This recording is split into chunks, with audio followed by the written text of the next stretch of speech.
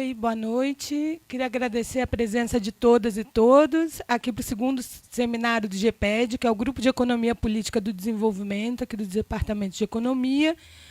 E o nosso seminário, a gente está dando sequência hoje com a segunda atividade, o seminário cujo tema é as novas tecnologias da informação e comunicação no capitalismo globalizado, impacto sobre o território, a indústria, o trabalho, a finança e a guerra. Ontem a gente discutiu os impactos sobre a finança e hoje a gente vai discutir os impactos sobre o trabalho. Para isso, a gente vai convidar a professora a doutora Virgínia Fontes, historiadora, docente da pós-graduação de História da UF, do programa de pós-graduação da EPS-JV da Fiocruz e docente da Escola Nacional Florestan Fernandes, MST, e integrante do NIEP Marx da UF. Então, professora, por favor. Deixa a palavra aqui. Eu vou ficar aqui? Você não vai ficar aqui, não.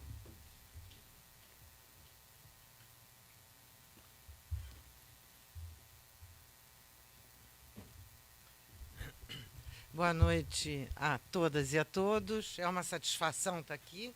Está dando para ouvir direitinho? Bom, é uma satisfação enorme. Eu gosto muito dessa cidade e a gente virou amiga de infância há um ano. Eu e a Esther, a gente se encontrou e foi muito intenso o debate, então a gente já ficou amiga de infância. Isso é ótimo, né?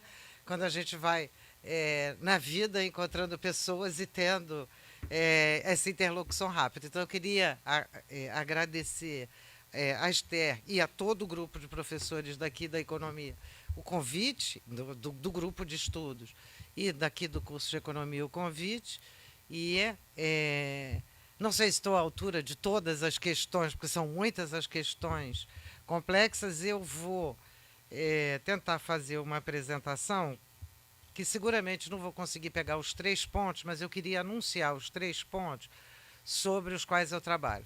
Então, de cara, avisar todos os economistas que eu não sou economista.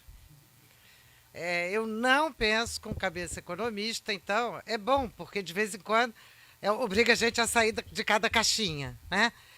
Das nossas caixinhas disciplinares. Tem esse lado, pelo menos, de interessante. Eu sou historiadora, trabalho com filosofia, trabalho com história do capitalismo contemporâneo, Brasil, capitalismo contemporâneo, então tem uma porção de coisas que eu estudo.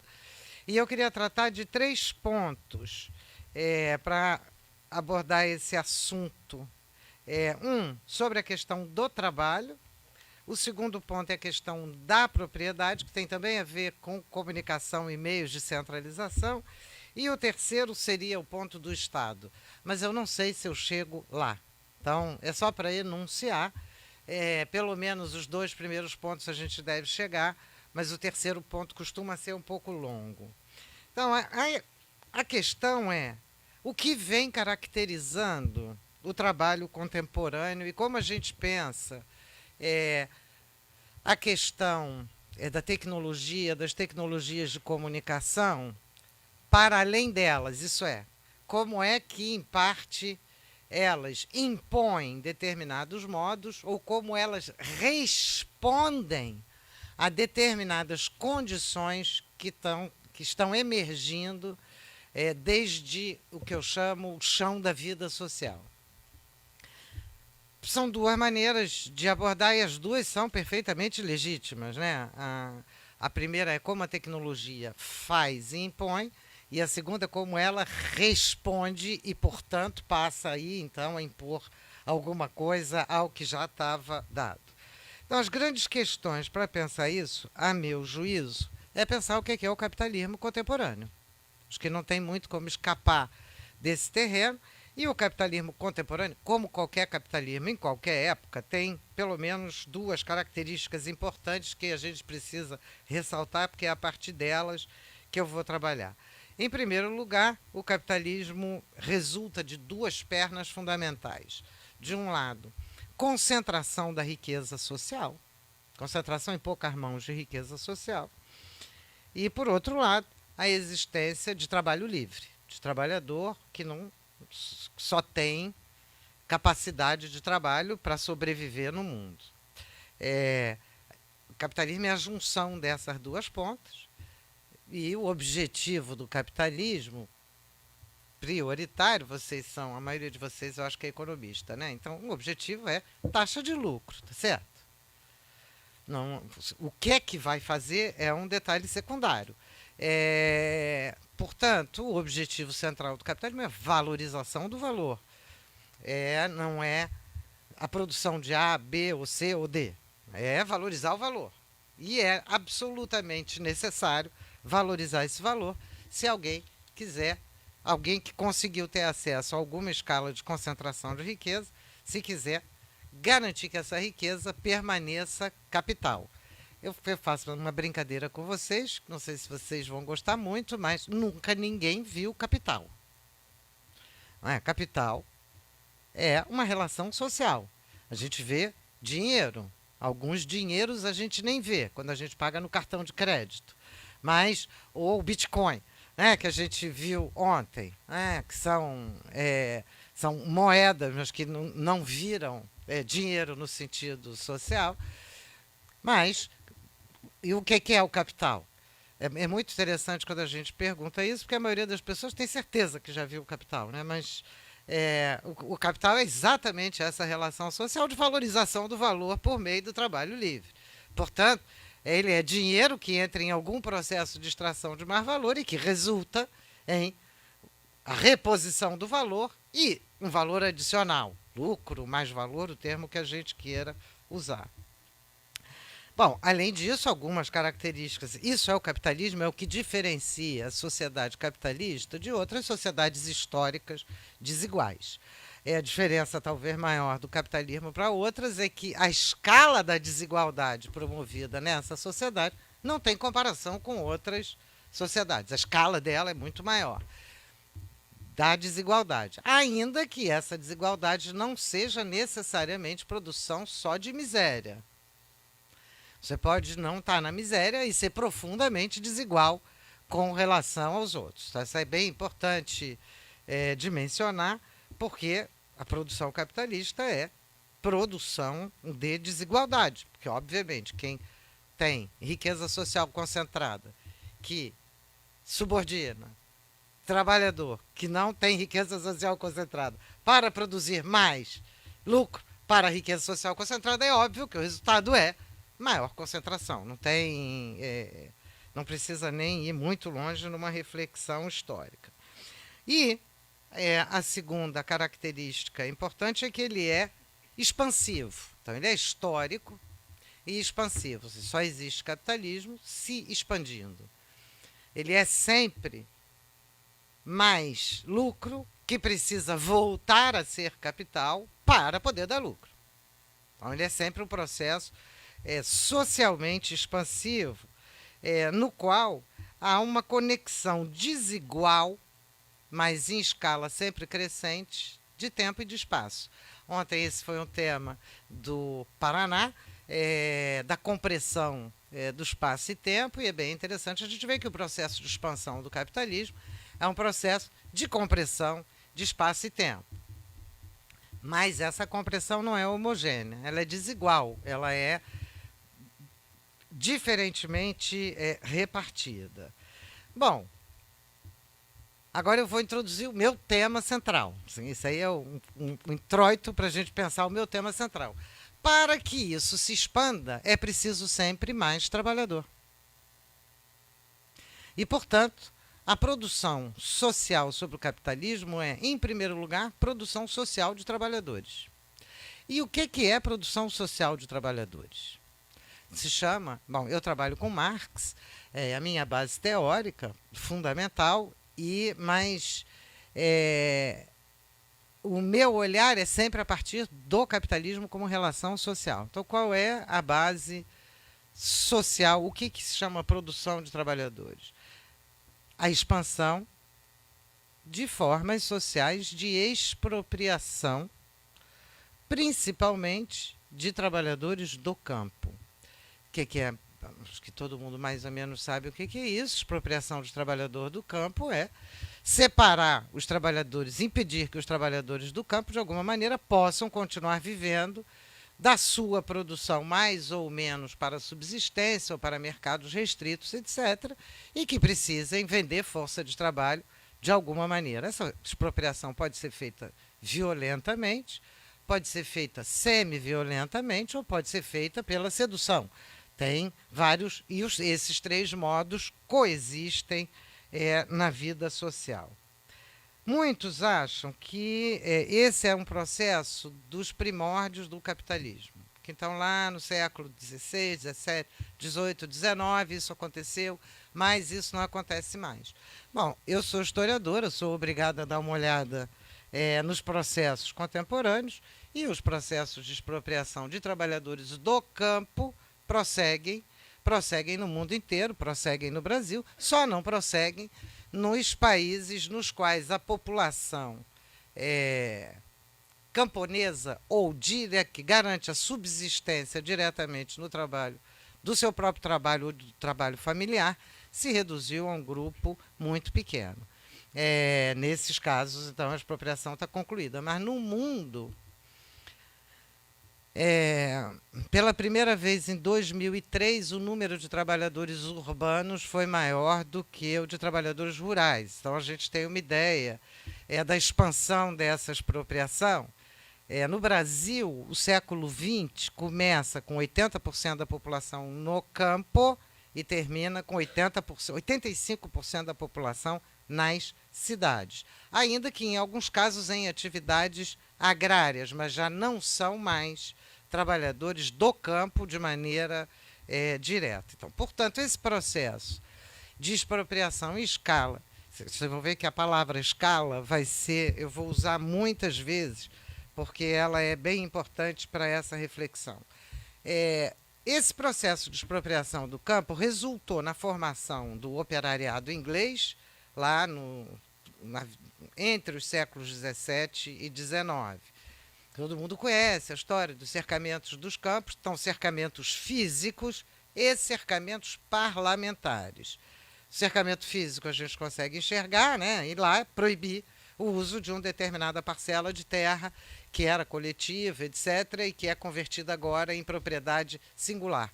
Ali, naquele momento, historicamente, a gente estava vivendo uma transformação da propriedade nobiliárquica para a propriedade caracteristicamente capitalista, que é uma propriedade móvel, mesmo se tratando da terra. Que a gente está acostumado também a pensar em termos de imóvel, né? Mas a gente sabe que a propriedade da terra circula.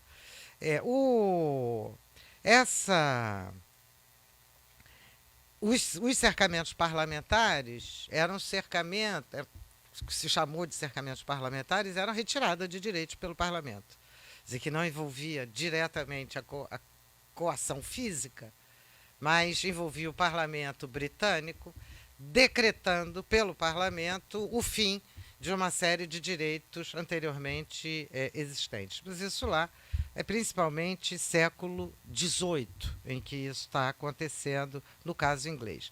Mas não foi essas formas históricas de expropriação do campo permanecem em curso hoje em muitos países. Eu já falei do caso brasileiro, mas talvez dois casos são muito interessantes. Um dos casos é a China, né, e aí os trabalhos da Esther ajudam bastante a gente a entender como esse processo vai sendo processo de descampesinamento, de descampesinação, processo de transferência desse trabalhador da terra, do pedaço de terra que ele garante para o trabalho fora da terra, fabril ou não fabril. Então, esse processo está em curso em proporções muito grandes no caso chinês e está em curso de maneira mais bruta, mais direta no caso da Índia, onde ainda uma parcela muito expressiva da população tem uma vinculação com a terra e essa vinculação está sendo cortada, diminuída, alterada, modificada, dificultada, complicada e finalmente resultando aí, nesse caso, China e Índia são os dois países mais populosos do planeta e é por isso que esses processos de expropriação do campo não são não são tão imediatos como se imagina. Está acontecendo também na África, em proporções diferentes, em circunstâncias diferentes.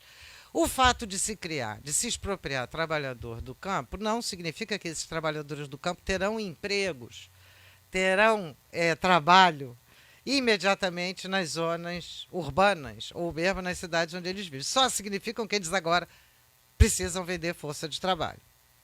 É só isso que significa, pelo menos. E é fundamental que a gente tenha isso claro. Não, o trabalhador que sai do campo, seja porque ele foi expulso, seja porque ele quis sair porque não tinha mais meios de educar os filhos, ou de garantir saúde, ou por alguma razão, sai do campo para a cidade, ele não tem nenhuma garantia de que vai ter condições de sobrevivência. E mesmo no caso brasileiro, a gente vê algumas situações bem interessantes, onde houve expansão de hidrelétricas, de barragens, por exemplo, em que as famílias foram remuneradas, né, depois de muita luta, foram remuneradas para sair da região atingida pela barragem. E eu mesmo assisti várias entrevistas de repórteres com as pessoas que tinham aceitado sair daquela região, onde elas sobreviviam com um grupo de vizinhança, uma estrutura de produção mais ou menos organizada. Então, eles achando que eles estavam riquíssimos, saindo da terra com 100 mil reais para ir morar em Fortaleza. Acabou. Assim, em 2 semanas, ele comprou uma casa. E acabou o dia. Só para repor o básico, as condições já estão, eles já não têm mais. Mas era interessante ver que eles se pensavam, eles se viam como se estivessem milionários. É bem interessante ver essa contradição entre a percepção que a pessoa ali tem e as condições reais sociais que estão atuando sobre ela. Bom, a expropriação europeia foi de enorme porte, e nós somos a prova viva disso, né? Portugal e Espanha colonizaram territórios gigantescos à custa de expulsar uma porção de gente de lá, mas naquele momento aquilo não significava, essa expulsão não significava literalmente que lá tivesse virando o capitalismo. Mas a Itália, a Alemanha, a Suíça, a França, a Irlanda, esses sim. Essa expulsão massiva de camponeses para o chamado Novo Mundo, ali no século XVIII, uma parcela, e principalmente no final do século XIX, só de italianos para o Brasil vem em torno de 4 milhões de pessoas, só para o Brasil. É muita gente, vocês imaginem, há um século atrás, as condições dessa viagem. Esse processo não é um processo de pequena monta, ainda mais se a gente imaginar que os países europeus expulsaram população para praticamente todo o continente. Para a África, expulsaram para a Ásia, expulsaram para inúmeros locais nos seus procedimentos de colonização no século, principalmente no século XIX e depois boa parte do século XX. Bom, esse é o primeiro processo de produção de trabalhadores livres, é essa expropriação dos trabalhadores do campo, que segue em curso no século XX, e, portanto, segue fornecendo, produzindo trabalhadores necessitados de vender força de trabalho. Um trabalhador, qualquer pessoa que não tenha como garantir a sua subsistência, não só precisa vender força de trabalho, quer vender força de trabalho. Anseia por vender força de trabalho. Então, não é só uma imposição objetiva, acaba sendo também uma referência subjetiva importante, porque ela precisa sobreviver. E, de alguma maneira, quanto mais trabalhadores expropriados disponíveis, menor o valor da força de trabalho em geral. Isso é um cálculo básico. Quanto mais aumenta essa massa de trabalhadores expropriados, especialmente a partir dos anos 60 e 70, 1960 e 1970 no mundo, que é 70 é quando no Brasil, por exemplo, se inverte a estrutura demográfica. É quando a maior parte da população passa a viver nas cidades. Quanto mais aumenta essa escala de trabalhadores livres no mundo, por incrível que pareça, né, não é difícil perceber, aumenta a concorrência entre os trabalhadores, ainda que esses trabalhadores não estejam situados nos mesmos espaços de trabalho.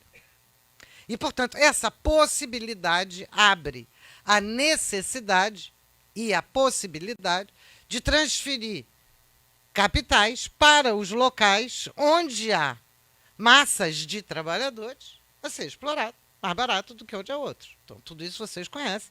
Então, isso significa que esse processo, que está conectado com a expropriação dos trabalhadores do campo, vai resultar no que eu chamo de expropriações secundárias, que são expropriações de direitos e expropriação do direito ao contrato do trabalho, ali onde esse direito existia.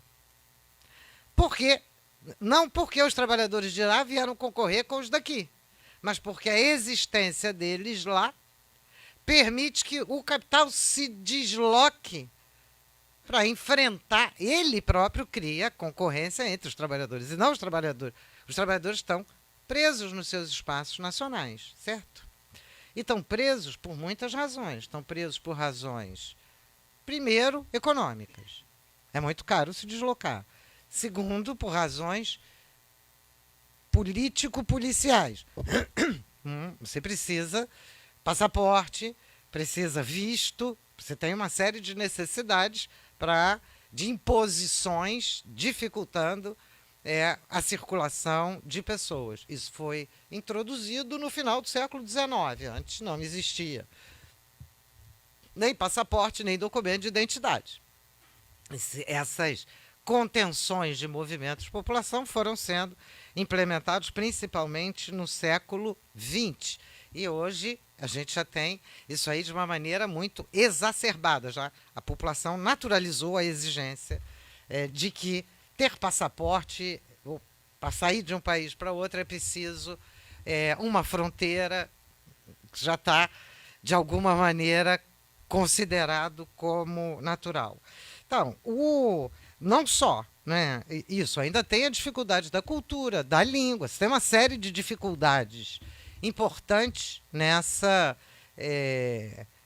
nesses processos migratórios internacionais. A gente está vendo no noticiários, vocês devem estar, todo mundo acompanhou, as migrações do norte da África para a Europa, que estão agora embarreiradas na Turquia e na Grécia, né, que é onde elas estão contidas em campos enormes de refugiados, e vocês devem estar assistindo agora a migração de hondurenhos e guatemaltecos em direção aos Estados Unidos. Então, são colunas de imigrantes a pé em direção aos Estados Unidos, onde os aguarda um exército. A gente não tem ideia do que vai ocorrer. Mas, apesar de todas essas dificuldades, isso aí ocorre. A gente conhece cidades mineiras que têm um grande fluxo para os Estados Unidos, etc. Bom, a ideia que se faz normalmente é de que trabalho corresponde a emprego. Então, eu trabalho se eu tenho um emprego. Mas isso é desconsiderar que a relação entre capital e trabalho não passa necessariamente pela mediação de um contrato de trabalho. E a gente está vendo agora, pelo menos nos últimos 20 anos no Brasil, 20 não, 25 anos no Brasil, isso foi muito exemplar na década de 90. Ocorreu aqui uma extensão enorme de entidades sem fins lucrativos que empregava recém-diplomados de universidades para cumprir papéis de uma filantropia empresarial e que não tinham nem contrato nem direitos. Em boa parte, elas foram a escola de formação de uma nova forma de subordinação, depois, se der tempo, a gente volta a essas entidades, de subordinação do trabalho sem a mediação de direitos, e elas vão ser muito ativas na defesa do trabalho sem direitos, como sendo mais ágil, mais eficiente, mais competitivo do que o trabalho com direitos. Então, portanto, elas vão ter um papel importante na retirada de direitos, que vai ser simultaneamente via cercamentos parlamentares, a gente pode dizer, na última década, e via desemprego, que é o outro caminho, que é o caminho tradicional. Você ou quebram as empresas, desemprega uma porção de gente, então, portanto, você já criou maior concorrência entre os trabalhadores. E se as duas coisas se associam, desemprego em massa, década de 90, principalmente, a partir dos anos 95, os planos de demissão voluntária, as demissões das empresas, a gente teve um processo de demissão muito intenso, ao lado da formulação e da organização de formas de trabalho sem direitos. Então, em parte, isso é imposto parlamentarmente, em parte, isso é realizado na prática e depois legalizado pelo parlamento. Então, os dois processos andam lado a lado. Ora, uma boa parte de quem pensa os processos de trabalho, pensa como quem trabalha tem emprego. Fez sentido isso durante algum tempo, onde a maioria dos trabalhadores, em alguns lugares do mundo, a maioria dos trabalhadores urbanos passava por contrato. No caso brasileiro, não faz sentido, porque desde a década de 50, no caso brasileiro, uma parcela enorme dos trabalhadores fazia parte do que se chamava, eufemicamente, continua se chamando, mercado informal. Então, trabalha, mas sem direitos. Trabalha, mas não tem carteira de trabalho assinada. Então, portanto, não ter carteira era a marca distintiva da vida social. Ora, no mundo, admitamos que ainda assim o horizonte que se esperava era um horizonte dos empregos. Então, o que se esperava é que então vai ter emprego para todo mundo, carteira para todo mundo, etc. Qual é o papel? Qual foi o papel cumprido pelo contrato de trabalho para a classe trabalhadora? Foi um papel de disciplinamento, de educação dessa classe trabalhadora, através do quê? Do medo da demissão. Isso é conhecido, é chamado despotismo de fábrica, em que o proprietário, concentrador dos recursos sociais de produção, e que emprega trabalhadores na fábrica, no comércio, onde quer que seja, emprega trabalhadores, tem como ameaça fundamental a ameaça de desemprego. Essa possibilidade atribui a ele um despotismo enorme sobre o trabalhador. Não à toa, a maior parte das lutas de trabalhadores é para impedir demissões não motivadas, demissões sem justa causa, demissões sem sentido, de assegurar alguns direitos a esse processo de demissão, mas não a eliminar a demissão. Portanto, o emprego garantia, digamos, por um lado, direitos e, por outro lado, um certo disciplinamento centrado nessa relação cujo cerne é o despotismo do capital, né? Ou o despotismo de fábrica, que era o termo. Nesse mesmo período, a gente vê que toda a primeira metade do século XX, o período que eu estou me referindo, primeira metade do século XX, uma boa parte até os anos 70, mais ou menos, você tem toda uma sociologia que se desenvolve do trabalho, que é uma sociologia voltada para o mundo operário fabril, e não para a massa de trabalhadores, mas é voltado para o mundo fabril, onde há esse despotismo de fábrica atua de maneira mais clara, com a constituição de bairros operários, de uma espécie de linguagem operária, da família operária, dos valores operários, etc. Reparem que vem mais ou menos junto, não é falso, mas é insuficiente. O operariado tem emprego, o emprego tem contrato, o contrato tem direitos, e isso desenha um estilo de vida, né? O que a gente está assistindo não é isso.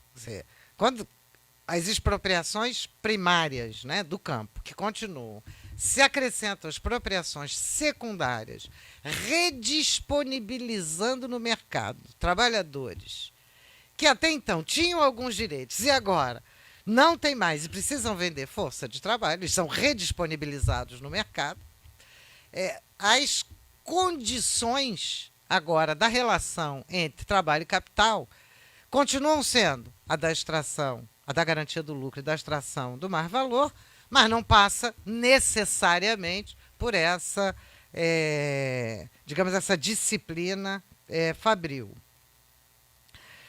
Quando isso acontece, quem controla essas massas de trabalhadores? Quem educa? Bom, eu acho que essa é uma pergunta que vocês têm de se fazer. Eu, por enquanto, vou deixar aqui. É evidente que com essas massas crescentes de trabalhadores, a violência de Estado passa a ter um papel maior e o papel do Estado cresce na contenção dessas agora massas de trabalhadores que não estão reunidas no mesmo espaço, que não atuam de maneira homogênea e não vivem de maneira homogênea.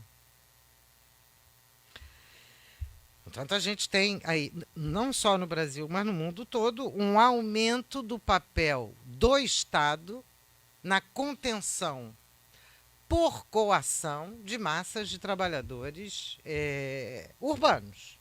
Não só urbanos, também rurais. Então, o fato de ter reduzido o tamanho do campesinato não significa que acabou o trabalhador no campo. Mas também tem de separar esses dois elementos para não confundir. Bom, de alguma maneira, a leitura no século XX, de que antes teria sido com direitos e agora é sem direitos, embora corresponda em parte à verdade, corresponde só em parte, porque quando a gente analisa o processo histórico do século XIX e do século XX, nunca houve em nenhum país direito ao trabalho. Quer dizer, nem direito ao emprego, nem direito ao trabalho. Essa foi a grande derrota da chamada Primavera dos Povos, que foram as revoluções de 1848, cuja grande reivindicação era o direito ao trabalho. E eles foram derrotados no direito ao trabalho. Então, quando a gente fala, vocês sabem isso melhor do que eu, uma sociedade de pleno emprego, a gente está falando não de pleno emprego, nem de direito ao emprego. A gente está falando de um percentual de desemprego até 5%, mais ou menos. Né? Então, até 5%, os 5% são desempregados, não têm direito ao trabalho. Mas até 5% é considerado pleno emprego. É meio fictício, mas é uma maneira de olhar para isso. Ora, como é que a gente poderia pensar a situação do trabalho hoje e qual é o papel da tecnologia para atuação nessas massas? Em primeiro lugar, o que eu diria é que cresce a subordinação direta do trabalho ao capital sem mediação contratual. Não quer dizer que não haja mediações, mas sem mediação contratual e sem mediação de direitos no sentido tradicional que a gente entendia isso. De alguma maneira, parece muito o que o Marx trabalhou no século XIX com o trabalho por peças e o trabalho doméstico. Parece, lógico que não é exatamente a mesma coisa, mas tem elementos em comum, em que o trabalhador por peças, em vez de receber um salário no final do mês, ele próprio ele é contratado por atividade. Então, ele tende a fazer mais peças em menos tempo para ganhar supostamente mais. Na verdade, ele até deixa mais, ele produz mais lucro para o patrão. Ele ganha um pouco mais, mas há um custo de um dispêndio dele muito maior. Mas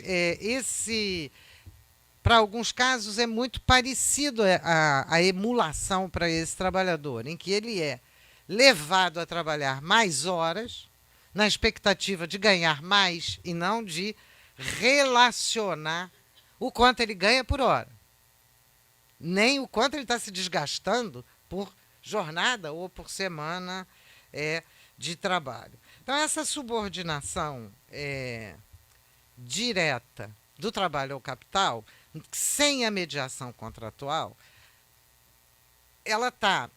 O exemplo melhor é o Uber, porque o que me interessa não é o Uber, eu vou dizer logo claramente, tá? A uberização ali, no meu estudo, é um exemplo, mas é um exemplo que todo mundo conhece, então ajuda a entender o processo. Porque o Uber não é uma fábrica de garagem, é uma startup.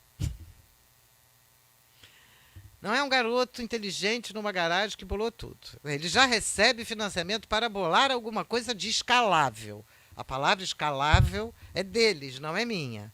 Isso é para bolar alguma coisa que possa ser altamente lucrativo e em grande escala. Então, os representantes do capital já estão pensando em grande escala e não em pequena escala. E em escala internacional. Ele opera.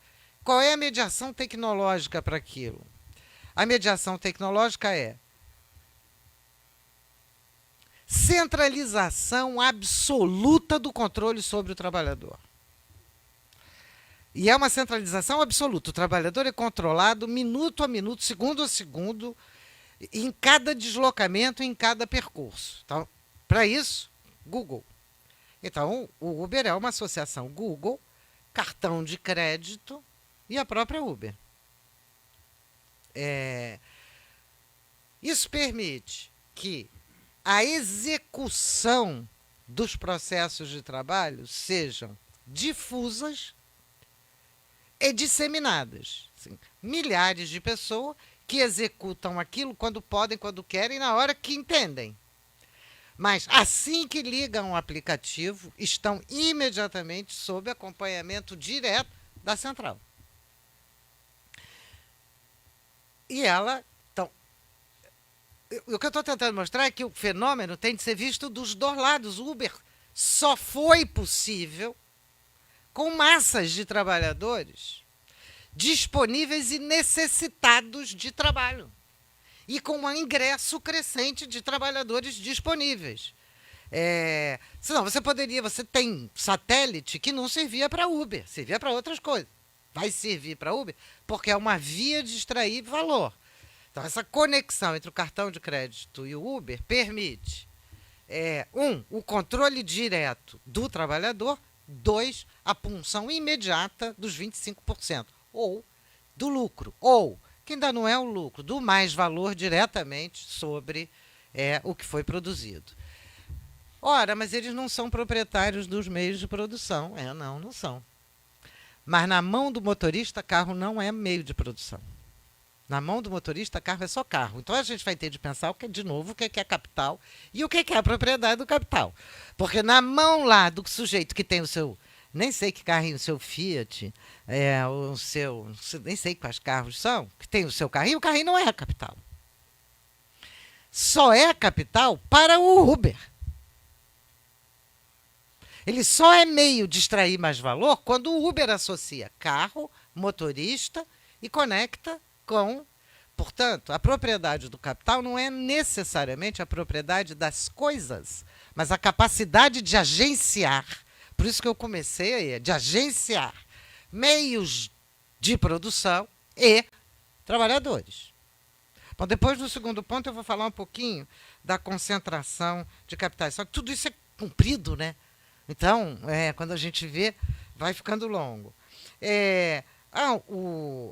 Tem uma centralização total da propriedade, um controle individualizado do trabalho e um curto-circuito de toda a legislação envolvendo direito ao trabalho, que a Uber curto-circuitou em todos os países o direito ao trabalho, criando uma situação de fato que depois precisava ser legislada. Então, é interessante porque isso significa cercamento parlamentar de novo tipo, induzido. E não foi só no Brasil. Foi em muitos lugares. Alguns lugares não entrou Uber. Hoje estavam me dizendo que o Uber está dando prejuízo nos últimos 2 anos. Tomara. Mas só acho que eu não sei exatamente por quê ou como, mas é muito importante que a gente tenha ideia do que envolve. Envolve um curto-circuitar a legislação trabalhista e, portanto, criar uma situação de fato que exige ser legislada, que reforça a condição do não contrato como relação de trabalho. 2, circulação e transferência de capitais aberta para a garantia de que ele opera. Então, portanto, o Uber tendencialmente se implantou em paraísos fiscais. Isso é queixa da França, isso é queixa de vários países. Se implanta em paraísos fiscais, a partir dos quais ele paga pouco imposto e curto-circuita os impostos nacionais, que já não estão vindo da força de trabalho, que agora tampouco virão do capital. Ou vem cota parte de imposto infinitamente melhor. Acaba com todo o planejamento urbano de base democrática, que é o planejamento do transporte urbano. E a tendência dele é acabar com esse planejamento. Então, no caso brasileiro é bem interessante, porque a gente não tem. A gente não tem transporte urbano de massa. Então, vou pegar um exemplo de São Paulo, de amigos meus, que são exemplos inquietantes. Você mora em Guarulhos. Aí você quer ir ao teatro, que não tem em Guarulhos. Onde é que tem teatro? Em São Paulo, capital. Então, você vai a São Paulo, capital. Na volta, não tem transporte. Você faz como? Você não vai. Agora, faz como? Volta de Uber. Então, o Uber virou a ponte, né? Uma conexão que impede a luta pelo transporte público. Bloqueia. Tem muito a ver com outras práticas feitas na sociedade brasileira. E, óbvio, quem educa esse trabalhador? É praticamente a pura necessidade. Então, você tem trabalhadores trabalhando 12 horas por dia no Uber, alugando carro na Localiza, pagando. Portanto, nem mesmo eles são proprietários da coisa, eles ainda vão pagar o aluguel para a Localiza, para depois descontar os 25%, pagar a Localiza e o que sobrar, sobreviverem com isso. Mas vão gostar, eles estão trabalhando. Olha bem, a questão de uma discussão filosófica que fica abandonada é fundamental. Qual é a relação entre liberdade e necessidade?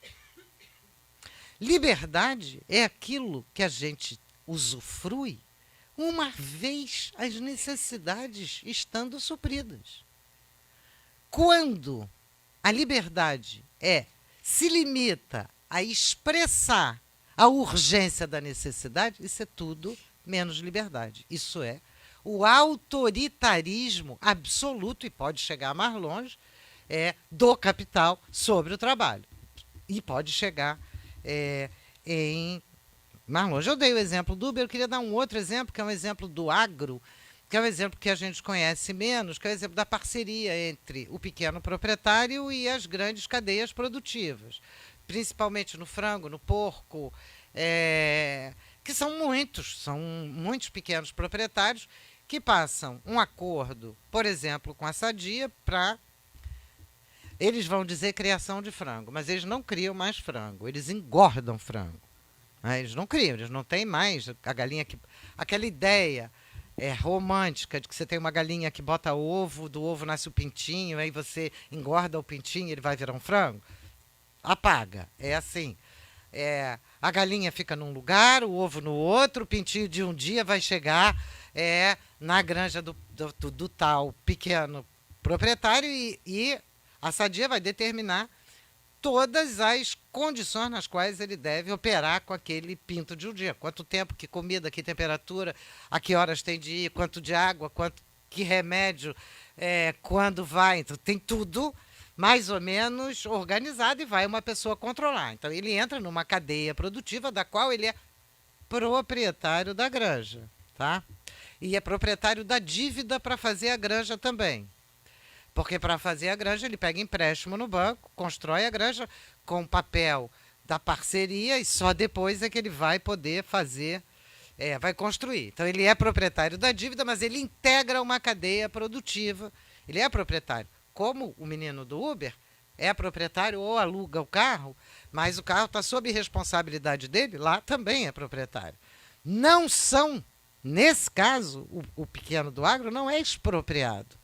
E, em último caso, pelo menos, se não der nenhuma catástrofe para ele não precisa ser expropriado.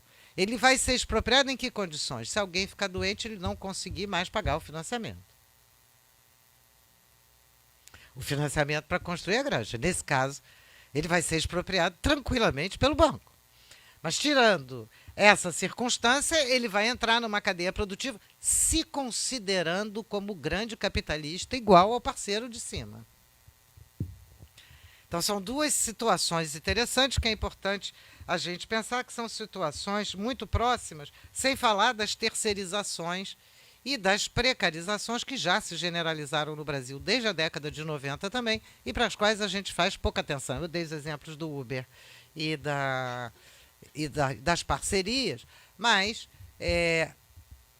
a maior parte das empresas, das grandes empresas brasileiras, usam um núcleo de empregados com contrato, vários núcleos de trabalhadores terceirizados de outras empresas, eventualmente nas mesmas funções, muda só a cor do uniforme, nas mesmas funções, e mais um outro leque de trabalhadores terceirizados de outras empresas para atividades não fim. Bom, agora já está permitido terceirizar todas as atividades. Então, portanto, a tendência é a que a gente tenha cada vez mais trabalhadores convivendo, trabalhadores com direitos, trabalhadores com alguns direitos, trabalhadores com poucos direitos, trabalhadores sem nenhum direito. Convivendo, eventualmente, no mesmo espaço de trabalho. E muitas vezes sem nem sequer se enxergar.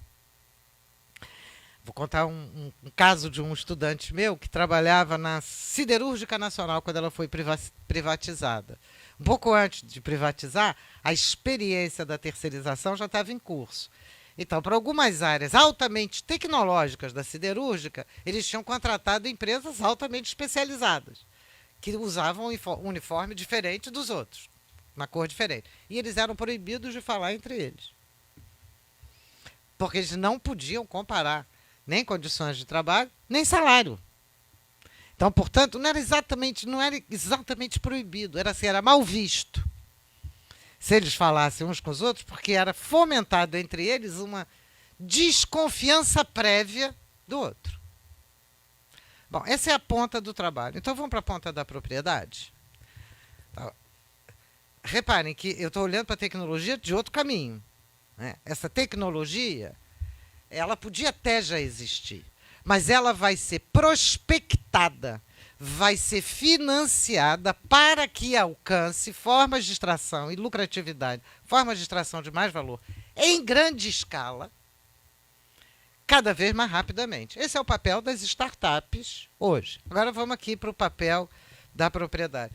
Startup, investimento anjo, tem uns nomes lindos, vocês devem conhecer melhor do que eu. A escala, de novo a escala.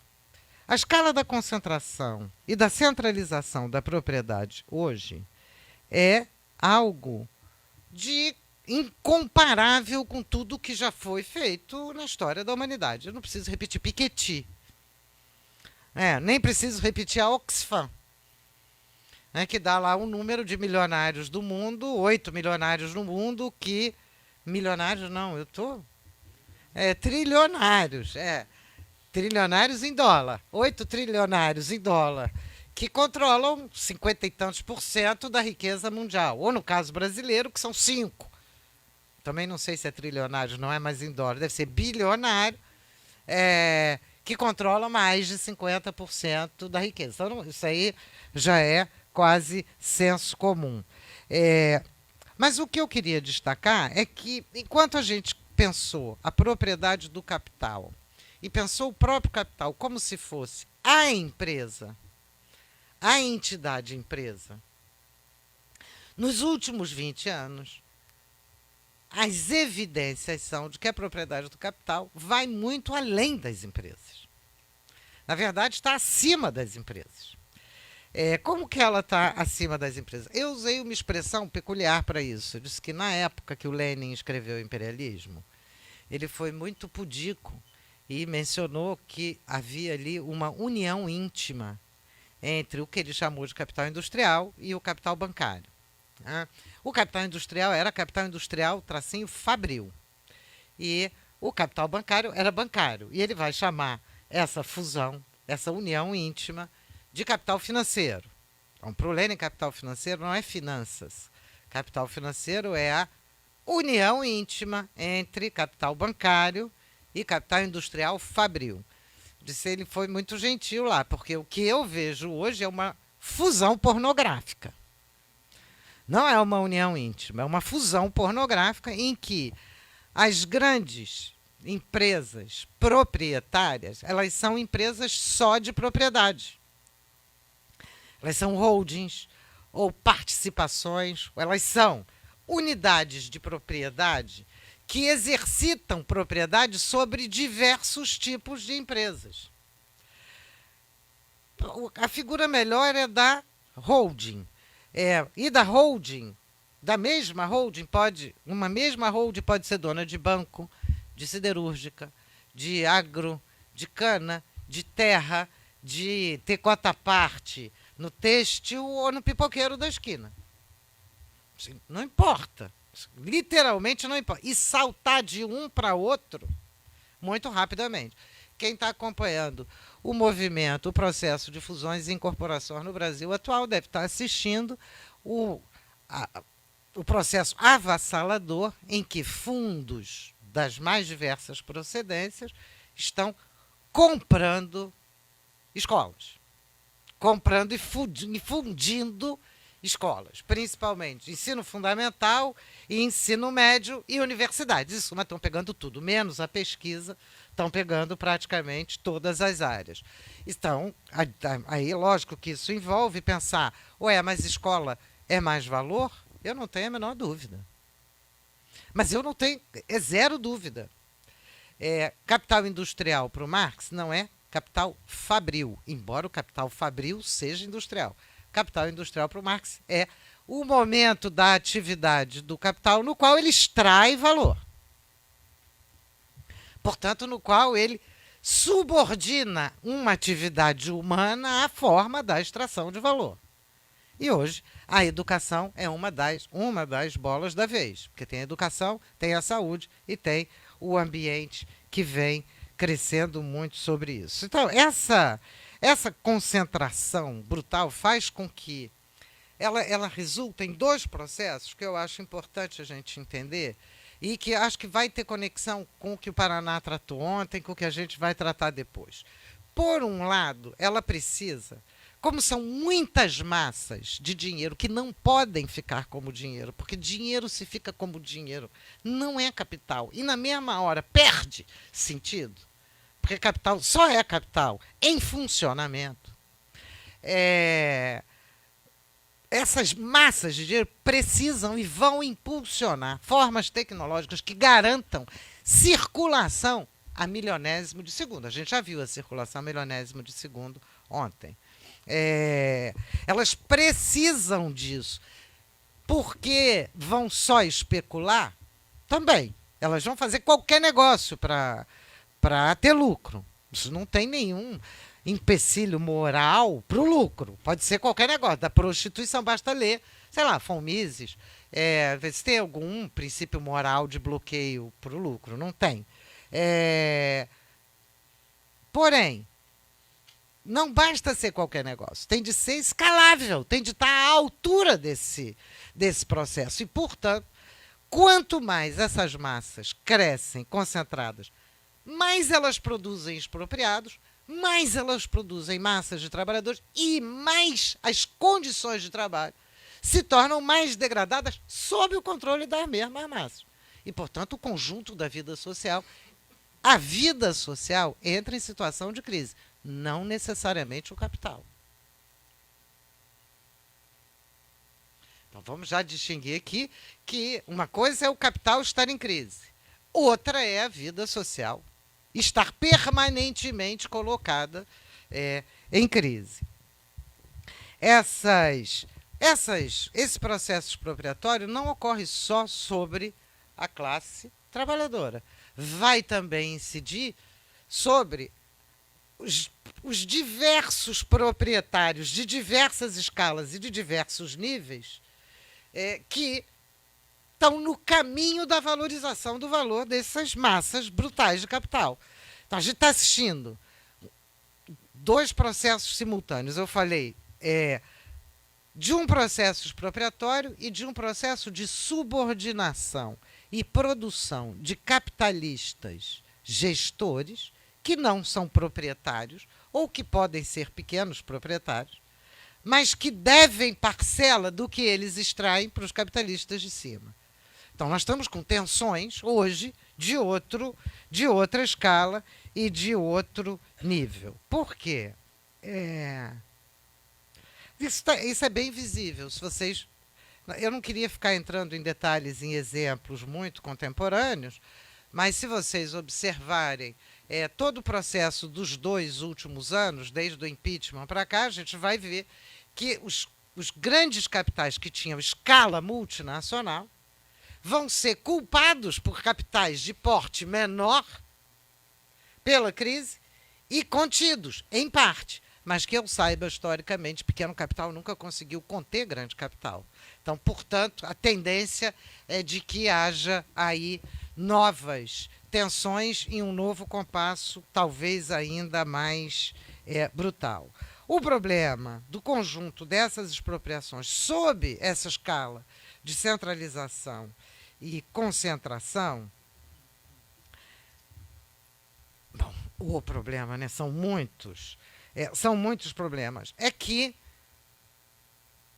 para que ela seja funcionante, isso é, para que ela exerça a função de extrair mais valor, ela precisa converter o que é meio de existência de parcela dessa população em forma de extrair mais valor.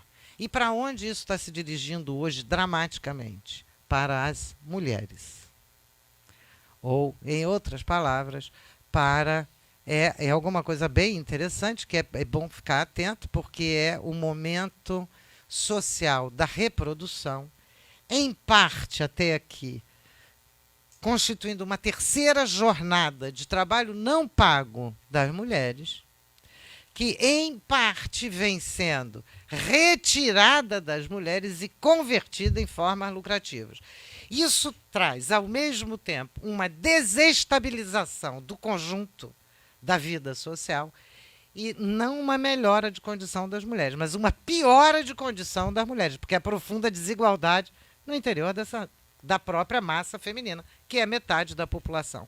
Isso vem sendo feito, por exemplo, através do Banco dos Pobres, que é o modelo do Amartya Sen, e outras, que foi feito em grande escala em alguns países, como na Índia, no México, no Brasil, não chegou a ter isso.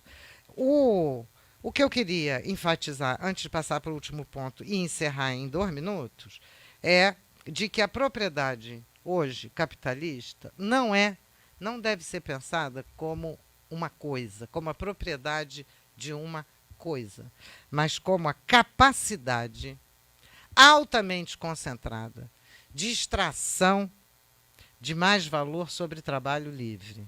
E por que eu estou insistindo nisso? Porque uma parcela daqueles que são proprietários dos meios de produção, hoje, esses meios de produção só valem como meios de produção caso conectados com essa capacidade de extração de valor. Sem isso, não valem. E é muito mais complicado do que eu consigo dimensionar. Então, eu estou pedindo, genericamente, a gente precisa pesquisar junto. Porque sem enfrentar isso coletivamente, para pensar, inclusive, isso, é uma tarefa muito grande. Mas isso não acontece sem Estado, nem sem outras formas de organização da vida social. Esse modus operandi cresce no pós-45. Bom, o capitalismo já existe desde o século XIX, mas essa forma precisa, que é a forma que está sob dominação dos Estados Unidos, de intensificação das expropriações, de uma desigualdade constitutiva, uma parte com direitos, uma parte sem direitos, etc., cresce no pós-45 e vem acompanhada da expansão de uma enorme quantidade de entidades empresariais sem fins lucrativos, num primeiro momento voltado para organizar a própria atividade empresarial. No caso brasileiro, eu posso pegar alguns exemplos mais conhecidos, que são todo o sistema sindical, empresarial, mas eu não queria pegar o sistema sindical porque ele era muito corporativo, né, muito conectado ao Estado. Então, tira o sistema diretamente empresarial, diretamente sindical, e vamos pensar os outros que crescem na década de 50, que são as associações setoriais. Então, Associação Brasileira da Indústria Química, Associação Brasileira da Indústria disso, Associação Brasileira Fabricante daquilo, Associação Brasileira de Hospitais, Associação Brasileira... São milhões de associações setoriais, e entre elas algumas formas conectivas, algumas que não são federações no sentido sindical, mas atuam com esse sentido, que crescem exponencialmente na década de 50, crescem sob a ditadura, e estão também conectadas com entidades do mesmo tipo, mas com outro desenho, internacionais.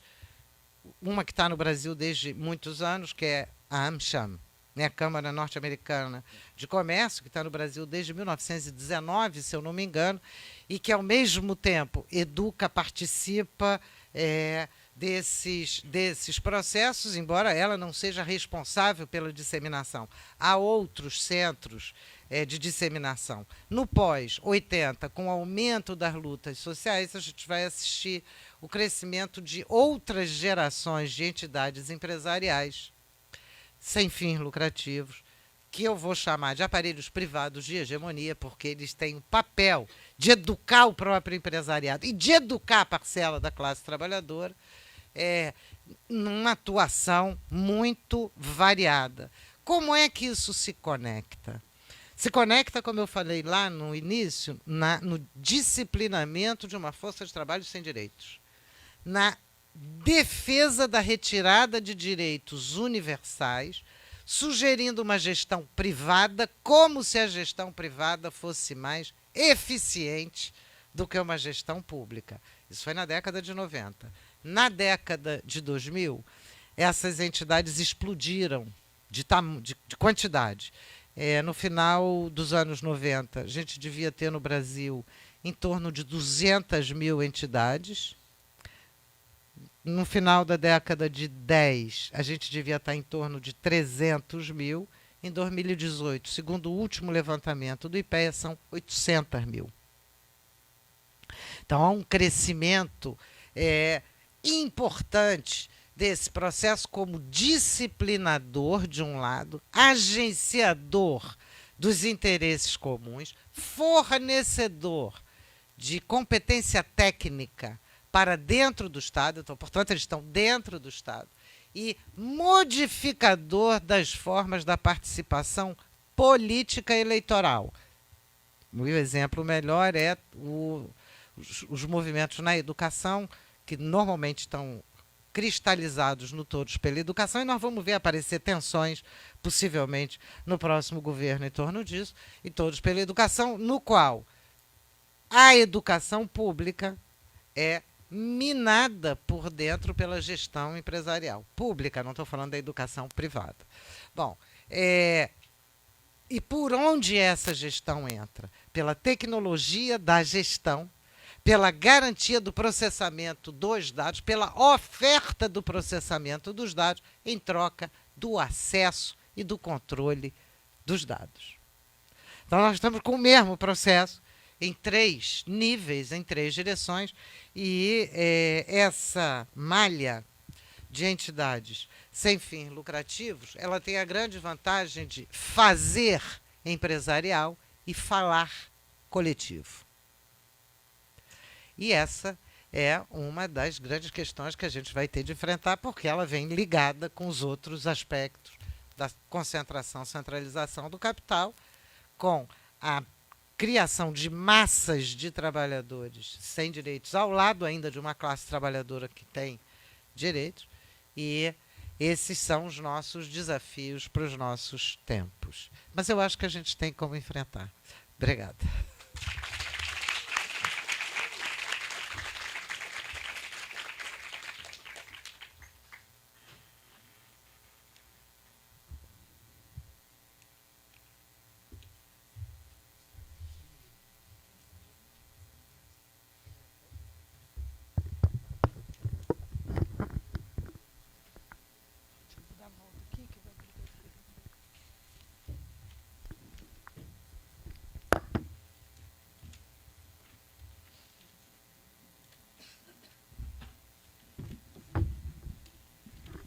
Bom, vamos abrir aqui para uma rodada de perguntas. Aí quem quiser vir aqui na frente, por favor, para falar no microfone, porque a gente vai filmar. Pode vir Paraná. E quem mais quiser, espera aqui do lado, a gente vai abrindo as perguntas.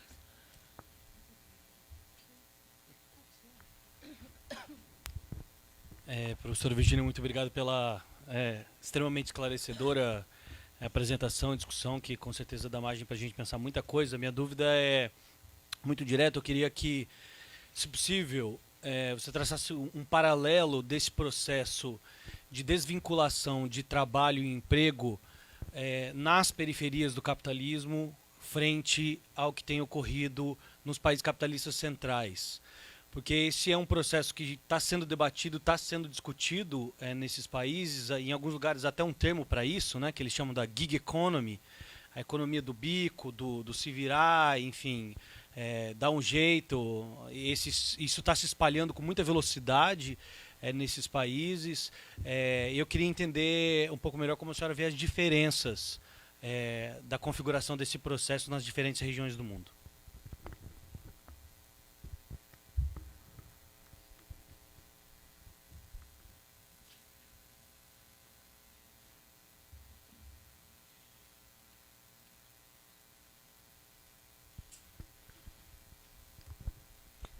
Boa noite, Valdênia Apolinário, professora aqui da casa. Professora Virgínia, uma satisfação tê-la aqui com a gente. Gostei muitíssimo da sua exposição, muito esclarecedora, oportuna, né? Tem uma compreensão de que vários fatores contrários à queda da taxa de lucro estão mais aprofundados hoje, como o aumento no grau de exploração da força de trabalho, o aumento da superpopulação relativa, o aumento da concorrência entre os trabalhadores e redução de salários, etc. E me parece que a atividade produtiva, hoje, ela só avança, ela só opta, né? O capital só opta pela atividade produtiva, produção de bens ou serviço, se ele avança enormemente sobre o trabalho e sobre o meio ambiente. E aí a gente chega numa enrascada. O capitalismo estaria nessa enrascada do ponto de vista da produção? Porque se tiver, né, nem todos cabem no mercado financeiro. Essa era uma primeira questão que eu gostaria de fazer. E uma outra associação que eu gostei muito que você fez da relação de capital que existe no serviço Uber, né? Quer dizer, só é capital quando você junta o interesse dos grandes agentes, né? Dos grandes agentes que estão ali junto com o Google, com os cartões de crédito, etc. Aí sim é capital. Então, me ocorreu uma pergunta. Nós vivemos num país onde se propaga a todo instante a necessidade de que as pessoas sejam empreendedoras de si próprias, etc. E, muitas vezes, esses microempreendedores, muitas vezes pela necessidade de sobrevivência, aderem muito facilmente ao discurso do grande capital, como se assim eles fossem. Por que isso acontece, né? Se eles são tão frágeis, por que eles aderem tão facilmente ao discurso do grande capital, que é o que melhor sobrevive na acumulação capitalista? Obrigada.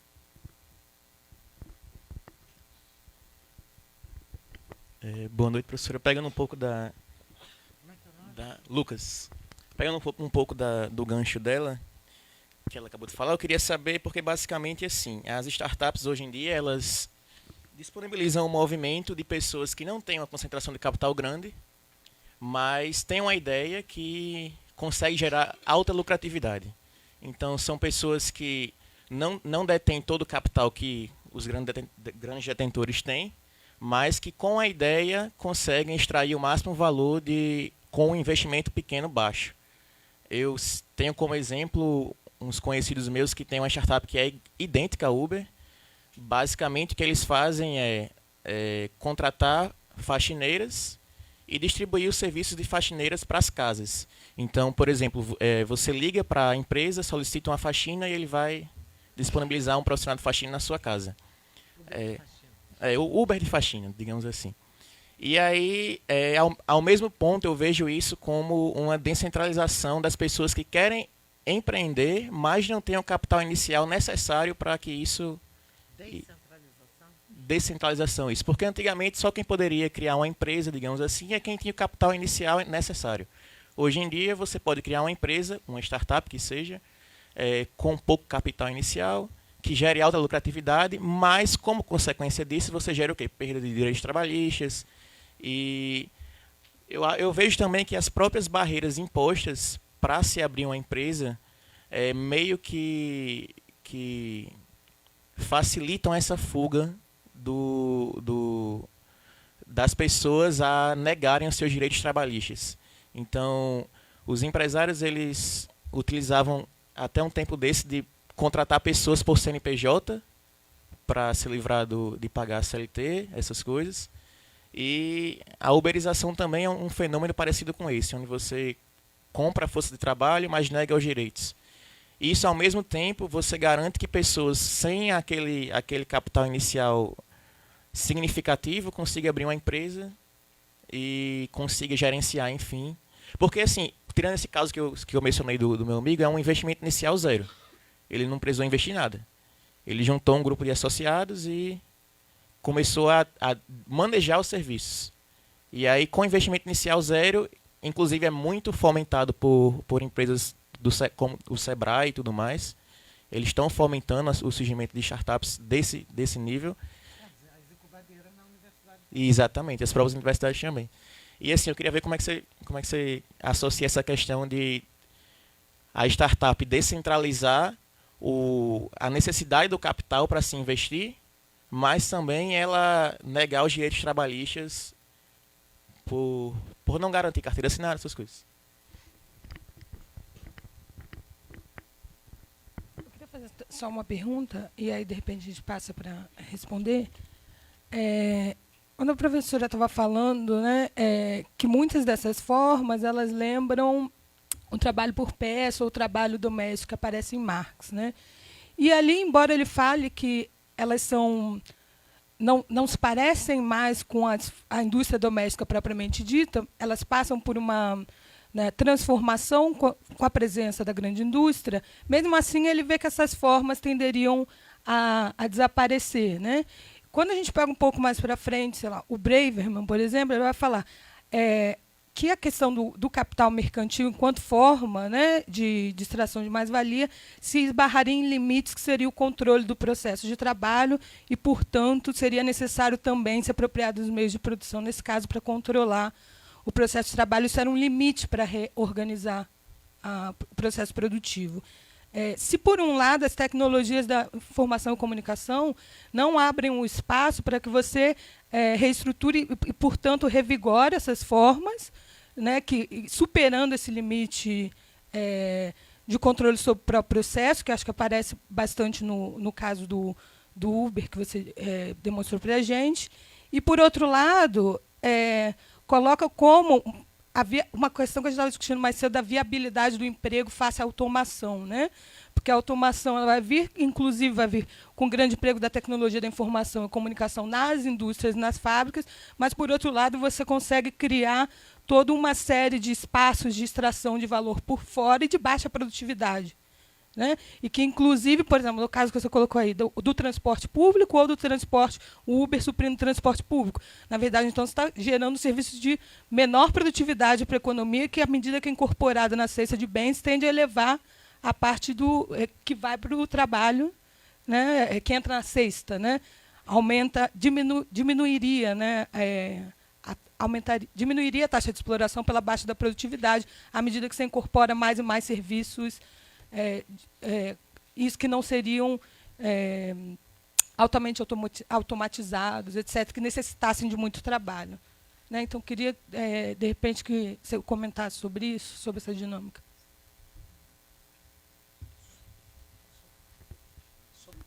O Cassiano, também professor aqui do departamento. Só para comentar uma coisa bem rápida com relação a essa história do Uber, de que a responsabilidade pela manutenção do equipamento, da coisa, passa para o trabalhador e não para o capital. Eu queria que você... Não é uma forma de sobreexploração também? Se você passa a ter que... tá certo? Agora você passa a ter que arrumar o carro, pagar gasolina, até o funcionamento do bicho... Eles fornecem uma planilha para você calcular. Eles ajudam, né? Legal. É que você tem de guardar por mês para conservar o carro.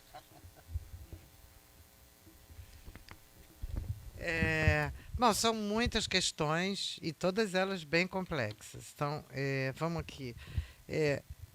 Paraná, seguramente tem diferença aí, mas num primeiro momento, o que eu estou tentando fazer é ver qual é o movimento similar.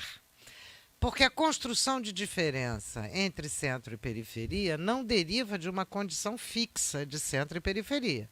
Deriva de condições de lutas sociais e ou de posições de domínio internacionais que exigem garantir a fidelidade dos seus trabalhadores, dos seus nacionais, como condição de enfrentamento de concorrência internacional, etc.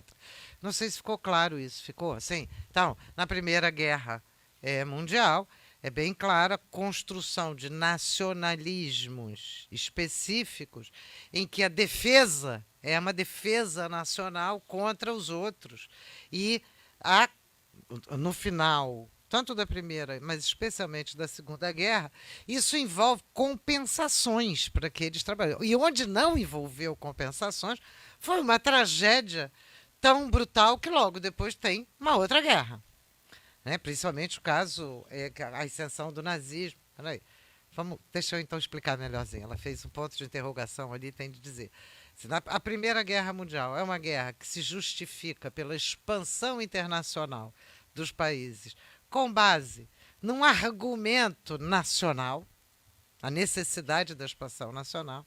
Os países que venceram a guerra, de alguma maneira, tiveram de garantir algumas compensações para os seus trabalhadores, ainda lá na década de 20. A Primeira Guerra Mundial se solda, termina a guerra junto com a Revolução Russa. Portanto, outro problema vai acontecer ali. E, portanto, a Revolução Russa, o fantasma da Revolução Russa, num primeiro momento, vai levar as tropas a brigarem na então União Soviética, e de outro a garantir algumas compensações para os trabalhadores para evitar processos revolucionários no interior daqueles países. Mas algumas. Mas os derrotados da Primeira Guerra Mundial, que tinham dívidas de guerra gigantescas, entram, especialmente a Alemanha, que foi especialmente penalizada no final da Primeira Guerra Mundial, entra numa situação de impossibilidade de sustentar, inclusive economicamente, as tropas desmobilizadas. E ali vai ser a base do nazismo, vai ser uma das bases do nazismo alemão. Uma delas, não é a única. Bom, fecho parênteses dessa situação. O que eu estou tentando dizer é que a isenção de direitos para o centro, historicamente, derivou de lutas sociais, de enfrentamento da ordem capitalista, tanto naquelas lutas quanto nas experiências revolucionárias, quanto ainda da necessidade de determinadas classes dominantes se assegurarem da fidelidade dos seus nacionais em determinadas circunstâncias.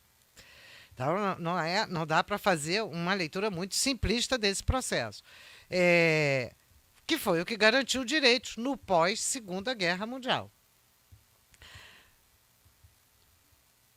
mas garantiu direitos para alguns. Ainda que todo mundo acreditasse que todo mundo teria direitos, todos os países acreditassem que todos os países teriam direitos, nós vivemos num país que não teve esses direitos. Quando houve a CLT no Brasil, quando ela foi implementada, 70% da população trabalhava no campo e não tinha nenhum direito. Estavam completamente de fora da CLT. Só foram ter direitos no pós-ditadura, porque não era mais possível garantir sem abrir uma situação de guerra terrível. Então, eles fizeram a guerra, derrotaram, e aos derrotados deram uma espécie de compensação. É muito difícil a gente mencionar o que vai acontecer hoje. Eu não trabalho assim prioritariamente com a definição de centros e periferias, porque elas são móveis. Elas são muito... Lógico, nós somos uma periferia de luxo. Nós não somos Moçambique. Nós não estamos num país africano. E Moçambique é um país que eu tenho a maior admiração, porque Moçambique é um país de camponeses.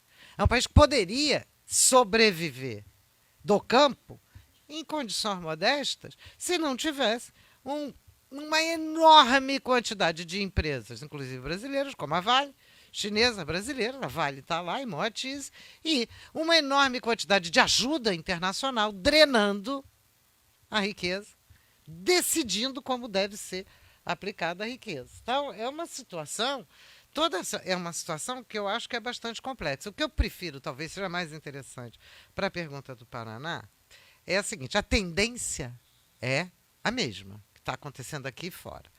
Mas, seguramente, a diferença entre aqui e fora vai depender da posição relativa das burguesias na disputa intraburguesa internacional. E o que nós estamos assistindo é uma burguesia brasileira, quer tenha nascido aqui, quer não, que já abandonou a própria população à sua sorte. Então, essa é uma situação que não começa agora, começa ali de 2013 para frente, de maneira mais evidente. 2015, isso é consagrado, e essa é uma situação que prenuncia condições muito duras, onde a desvinculação entre trabalho e emprego tende a se aprofundar aceleradamente. Eu não tive tempo de ler a matéria, mas a Folha de São Paulo, de domingo, trazia uma manchete de que 43% da força de trabalho no Brasil está no mercado informal. 43%.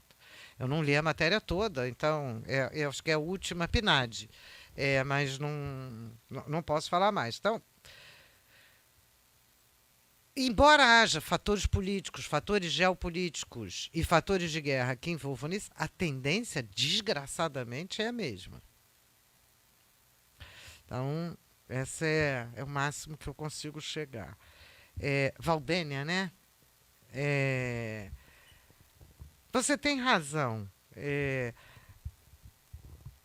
A atividade produtiva do capital hoje é cada dia mais devastadora. Não tem nenhuma atividade produtiva do capital que não seja devastadora do ser humano, da natureza e dos valores humanos. E eu acho que talvez hoje só faça explicitar de maneira escancarada o quanto sempre foi assim. Mas é o que eu acho. Porque se olhar, quando a gente pensa a atividade produtiva do capital, é a extração de valor. Não é. Toda vez que eu penso produtivo, eu não penso a coisa que está sendo feita. Eu penso o que é que interessa ao capital da coisa que está sendo feita ali. É a lucratividade. É a valorização do valor. As condições hoje de exploração das águas doces e salgadas, a condição das biotecnologias, que são, a gente amanhã deve entrar nesse tema, as biotecnologias na atualidade, elas são todas com alta capacidade lucrativa e altamente devastadoras. Pode ser que isso signifique um impulso para frente do capital? Pode, mas à custa de agravar brutalmente para frente os problemas que a gente já carrega desde o início do capitalismo. Essas desigualdades não devem diminuir. Então, a minha impressão é que, apesar de todos os fatores contrariantes à baixa da taxa de lucro estarem exacerbadamente existindo, não é possível garantir essas taxas de lucro na mesma proporção. Apesar de tudo isso, por muito tempo. Cada vez mais os impulsos de alta lucratividade, me parecem, são de menor duração. Então, você tem impulsos, mas eles são de menor duração. Esses impulsos são de escala maior, mas a duração parece menor. Mas eu acho que isso aí demanda mais estudo do que eu tenho feito. Agora, por que a adesão ao discurso do grande capital no empreendedorismo? Isso aí é bem interessante, a ideia do trabalho por peça. Porque é evidente que o horror do trabalhador está subordinado ao patrão. E, de alguma maneira, sempre. Esse é o clássico. O despotismo fabril ou o despotismo do empregador é alguma coisa que todos sabem.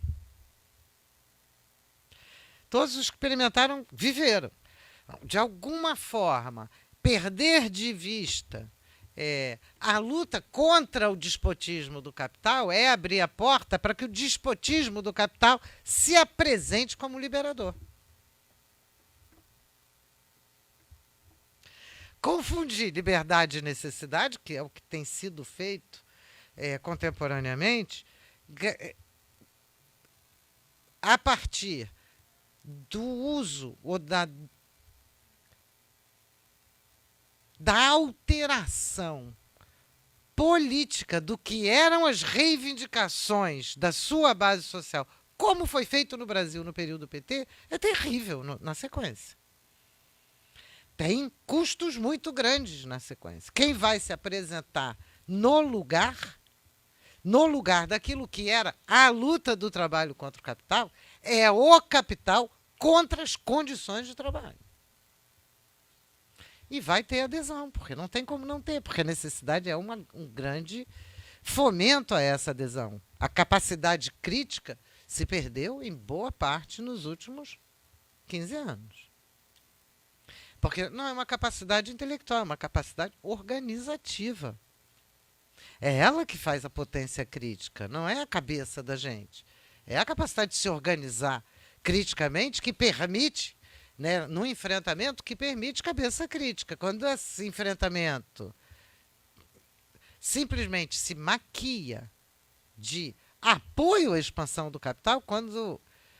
Essas são experiências, mas isso foi o que aconteceu também na Europa, na expansão do neoliberalismo. O Paraná ontem apresentou isso como sendo a utopia, né? A utopia do capital. Eu ainda acho que o melhor trabalho é da Eve Chiapello e do Boltanski, do Novo Espírito do Capitalismo, que é muito interessante tem umas coisas meio delirantes, mas o livro é bem interessante para mostrar como foi exatamente ali onde a social-democracia deixou de trazer as grandes questões, o capital trouxe.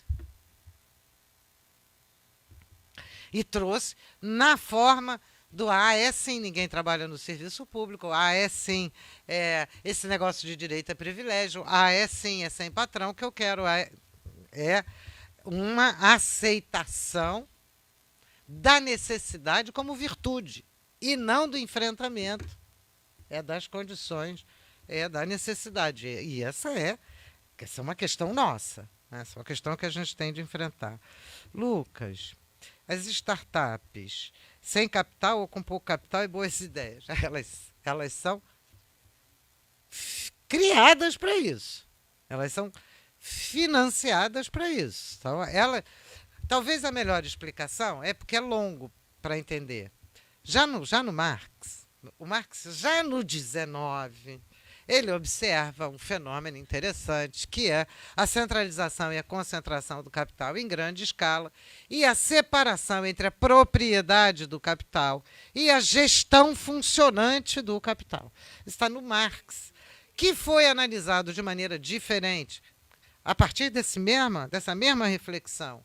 O Hilferding foi analisar a questão do capital financeiro com alguma modificação. O Bukharin foi analisar o mercado mundial e o Lenin foi fazer o trabalho, fez o trabalho dele sobre o imperialismo. Quer dizer, a base é a mesma, a questão está ali, mas eles estão observando realidades empíricas diversas. E a nossa não é mais a mesma do Lenin. Então, portanto, tem de voltar para o Marx para conseguir enxergar o nosso tempo agora. Então, no caso das startups, e se a gente observa o que acontece principalmente a partir dos anos 70 e 80, é uma generalização de entidades empresariais lucrativas e não lucrativas para formar capitalista funcionante. MBAs, institutos de estudos empresariais. A gente vai ter de pensar qual é a configuração concreta da classe dominante hoje. Porque ela não é só o proprietário lá da ponta mais abstrata do capital. É essa sequência de funcionantes que estão coligados e que sem eles aquela ponta lá não existe. Aquela ponta hiperconcentrada da propriedade lá na Jode só existe conectada com formas de extração de valor as mais diversas. Então, portanto, as startups são uma das formas mais práticas de formação de capital funcionante, capitalista funcionante. Elas podem dar certo e vingar em grande escala, ou podem dar mais ou menos certo e atuar em escala mais ou menos local. Em todos eles, o que está colocado é que a pressão, acho que o que está mais me preocupando hoje é a pressão feita de cima para baixo pelo capital para formas de extração de valor de todo tipo. E as startups são um deles. As barreiras para a empresa. Não, as barreiras para formar uma empresa contribuiriam para retirar os direitos dos trabalhadores? Eu acho que não. Acho que esse é mais um discurso propagandístico para tirar os direitos do que qualquer outra coisa. A gente está assistindo um processo de tensões muito grande. É lógico que esse processo que eu estou tentando mostrar talvez de maneira muito imprecisa aqui, uma grande concentração que empurra a extração de valor para baixo de todo jeito, e que essa extração de valor para baixo tem de estar comprometida com ela, tem de fazer parte dela, tem de ser geminada com ela. O empreendedor é parte do capital, ainda que ele não seja nem mesmo capitalista. Ele é um merreca. Mas ele tem de ele tem de estar ali no processo de extração de valor, conectado com uma sequência de... É lógico que isso tem limite. As contradições disso são gigantescas, são poderosíssimas. Quanto tempo isso pode durar sem a explosão de um descontentamento massivo? Porque as condições reais não se alteram. Então, obviamente, não é à toa que eu comecei lembrando que quanto mais massas expropriadas nessas condições de concentração, maior a violência tendencial do Estado para conter essas massas trabalhadoras. E essa violência não é exercida, no caso brasileiro, só pelo Estado. Ela é exercida pelo tráfico, pelas milícias, pelas polícias e pelo Estado. Cotidianamente. Hoje, parece que teve essa noite, parece que teve um ataque na favela da Maré, no Rio de Janeiro, que resultou, não sei em quantos mortos, dentre eles um professor. Ataque da polícia. Mas aí eu ainda nem tenho a notícia completa. Então, que todas as agências do Estado estejam operando nessa mesma direção, deveria perguntar a gente se isso resulta de um discurso ou de que práticas concretas que fazem com que tais aparelhos operem desse jeito. Quem está lá dentro e por que está lá dentro? De que maneira as eleições simplesmente foram incapazes nem de enfrentar a ocupação dos cargos dentro do Estado. Nem isso.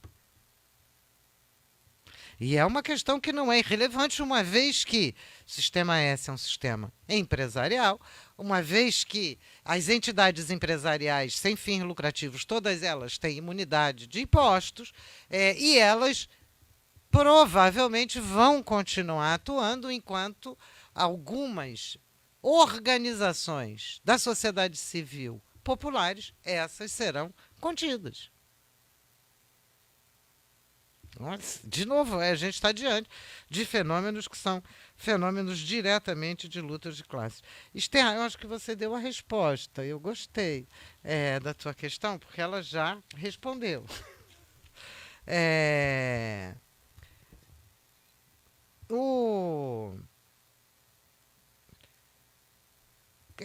Seguramente, as análises que a gente tem até o Braverman, que é até, sim, são análises até os anos 70, elas estão muito centradas na figura da empresa, porque ela era a figura predominante do capital. E a empresa, o manager. É interessante observar que já na década de 90, eu tenho muitos amigos franceses, eles estavam horrorizados com o que eles chamavam de financiarização, porque ela estava destruindo as empresas produtivas. E eu não conseguia entender o horror deles. Eu dizia, mas peraí, o que vocês estudaram? Eu acho que eles nunca leram Marx. É verdade, acho que eles nunca leram Marx. Eles leram o Marx de manual, mas não o Marx. Porque o Marx não explica o mundo contemporâneo, ele ajuda a pensar o mundo. Nenhum autor explica o mundo contemporâneo. Então, o que foi ocorrendo foi que, na medida em que a concentração da propriedade foi crescendo, pode ser interessante para o capital desmembrar a empresa, jogar fora aquela empresa, deslocalizar a empresa. É lucrativo. Eventualmente, perder a empresa num jogo de cassino. No caso da Sadia, no caso brasileiro. Perdeu. A empresa, a extração de valor não desapareceu. Ela passou a se dar em condições piores.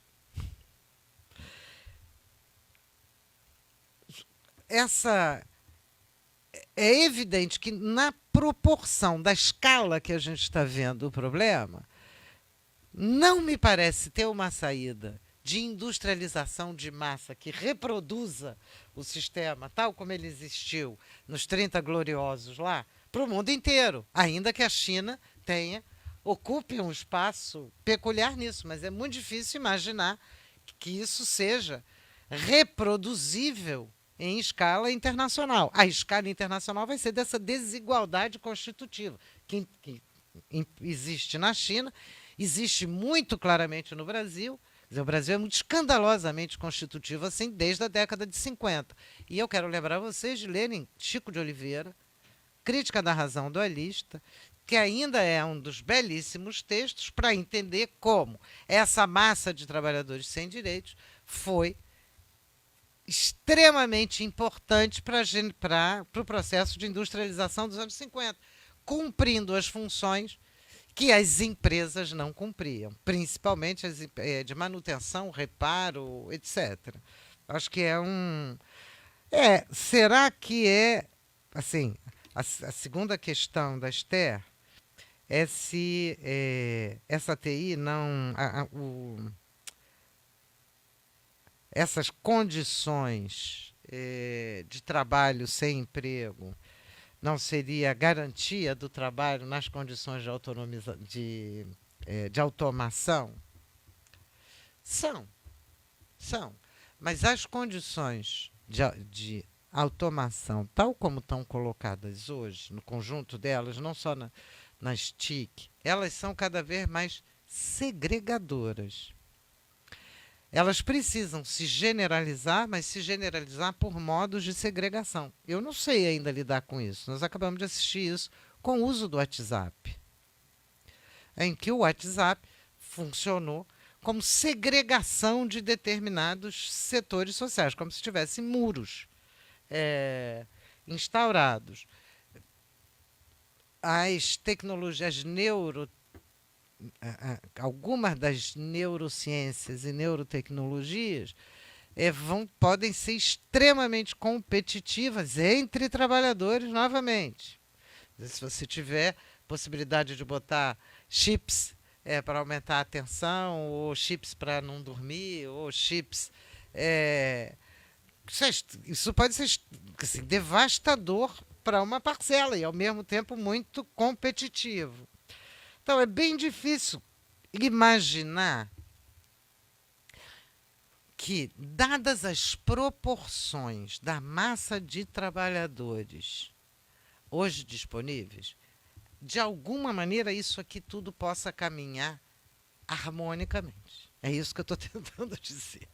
Essas condições são condições para situações altamente turbulentas e não condições para nenhuma navegação suave.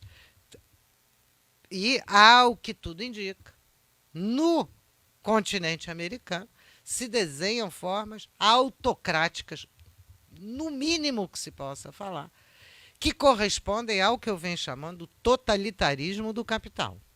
Porque é um totalitarismo social, ao qual vem se desenhando formas crescentemente autoritárias, e espero que não totalitárias, de ação política.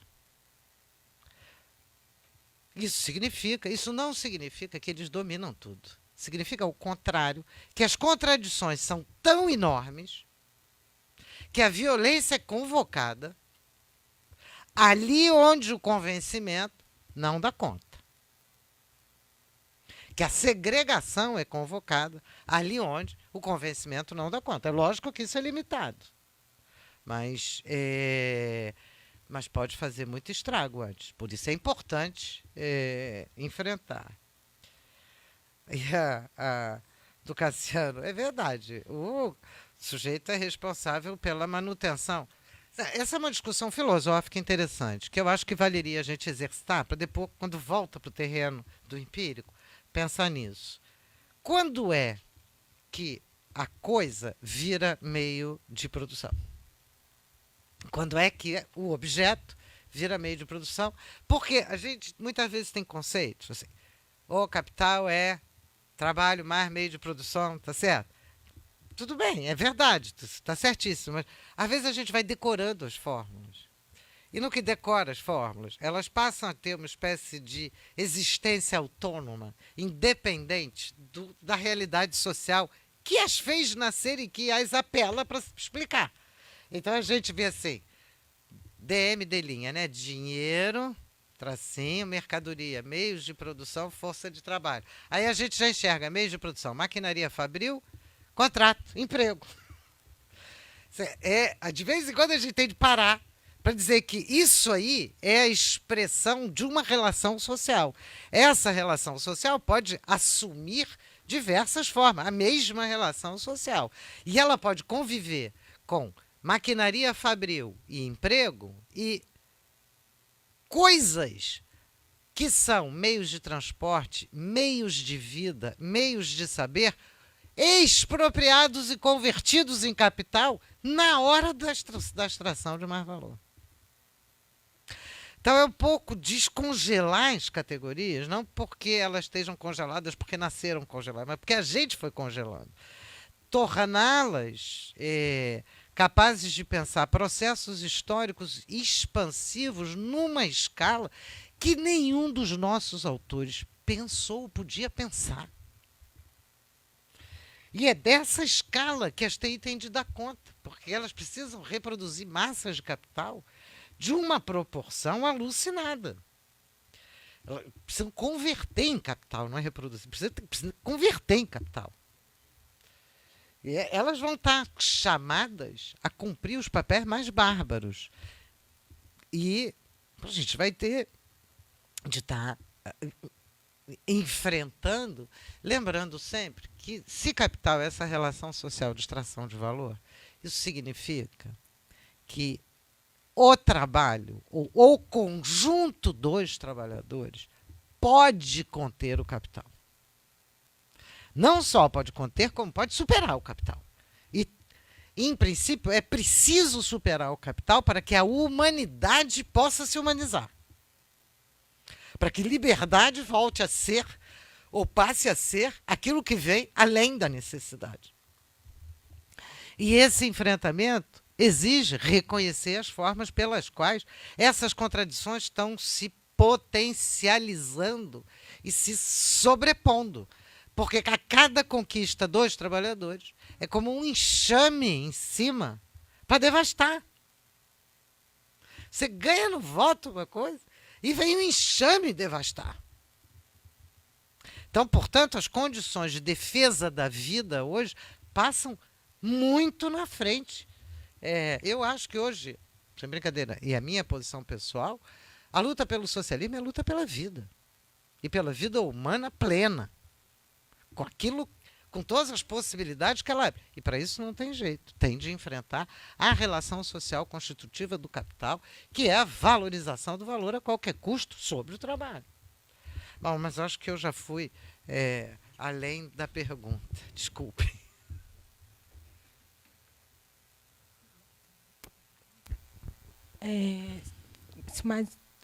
Abrir mais uma rodada de pergunta, pode ser? Mais uma ou duas? Tem mais? Bom, então, queria agradecer a professora Virgínia pela ótima palestra e falar que amanhã a gente vai ter o evento sobre Indústria 4.0 pela manhã. Obrigada, professora. Obrigado a vocês. É uma satisfação mesmo estar aqui. Deu direitinho? Tem hora que eu já não sei mais o que eu estou falando. Eu já estou tão lesa.